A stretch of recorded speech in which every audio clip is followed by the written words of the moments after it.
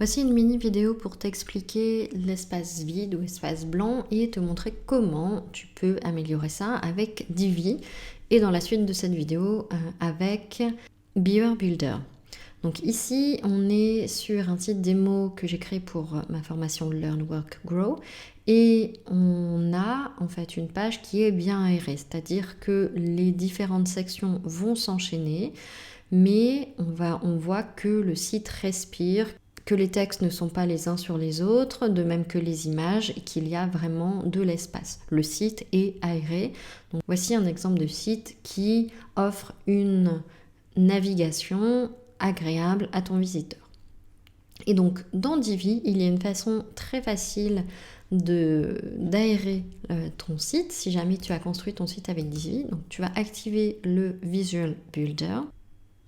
Et ensuite, au niveau de tes sections, en fait, tu peux simplement passer la souris et dès que tu vois la section qui t'intéresse se colorer un petit peu ici au niveau des bords, donc voilà, on a une section qui est orange en haut, on a une section qui est bleue ici, on peut tout simplement cliquer sur sa souris et faire glisser notre section comme on le souhaite.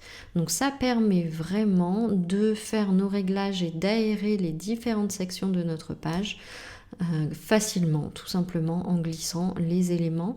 Donc c'est très très facile à faire, ça te prend juste 2 minutes de le faire et si tu te rends compte que tes pages sont un petit peu trop fournies et que le contenu est un peu trop serré de section en section, voilà quelque chose que tu peux faire très très simplement.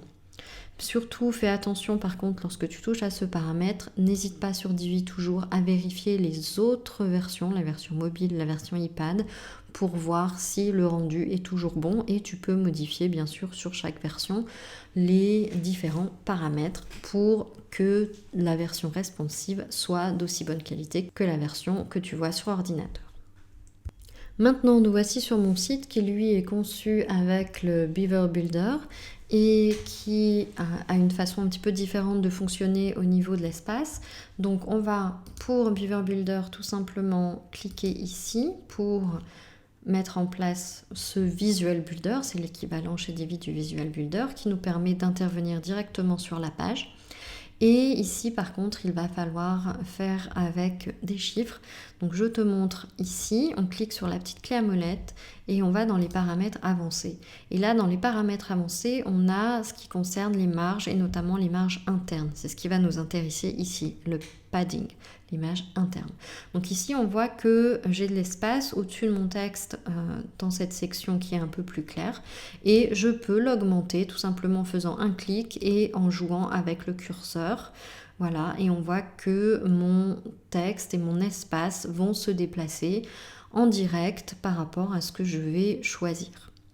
Donc là, j'ai choisi 50. Le petit curseur va que jusqu'à 100. Si jamais tu souhaitais plus, en général, on ne met pas plus de 100, mais si tu souhaitais plus, tu peux simplement taper les chiffres et cela augmenterait bien sûr l'espace. Donc moi, je vais rester sur 50. Et on a ici également la même possibilité de voir les différentes versions en cliquant sur cette petite icône qui montrera les versions iPad et les versions mobiles de ta page et te permettra de faire les modifications en conséquence. Voilà comment ça fonctionne pour donc, Divi et le Beaver Builder, sachant que le Beaver Builder est également disponible en version gratuite. Tu n'es pas obligé d'avoir une version premium pour utiliser cette fonctionnalité.